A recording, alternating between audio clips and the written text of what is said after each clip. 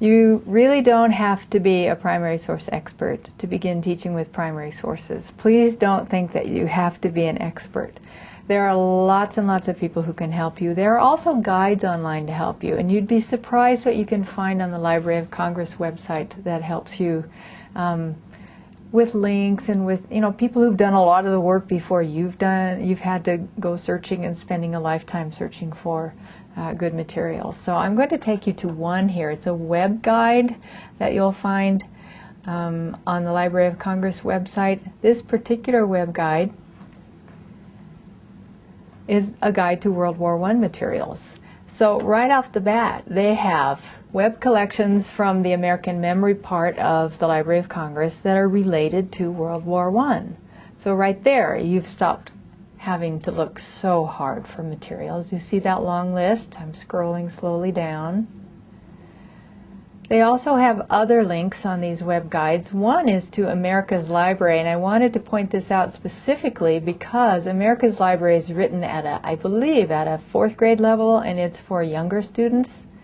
And I'm going to just click on the last link here. It's a little story from America's Story for children. It's a story about the end of World War I and the Treaty of Versailles on June 28, 1919. So I thought I might find something here about veterans.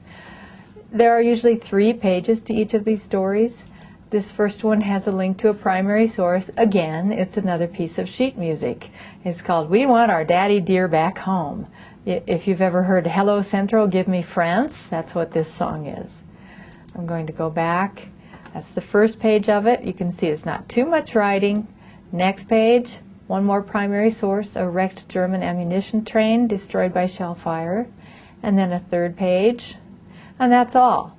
That's just one little story written for an elementary school student. And it even has a link to a speech by President Wilson on the campaign trail trying to raise support for the League of Nations. And other links to primary sources such as this one, which is just a panoramic photo of President Wilson at a stadium in San Diego with 50,000 people there to greet him. There are other things in the web guide.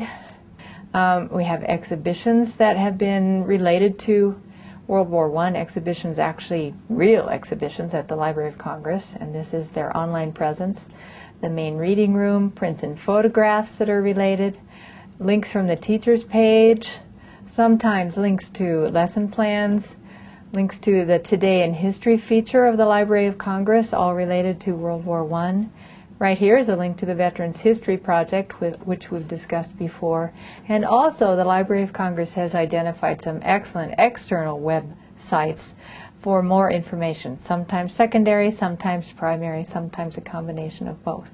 But work with your librarian to locate these kinds of materials in advance of a lesson, and you will be saving yourself a lot of time and your students a lot of time.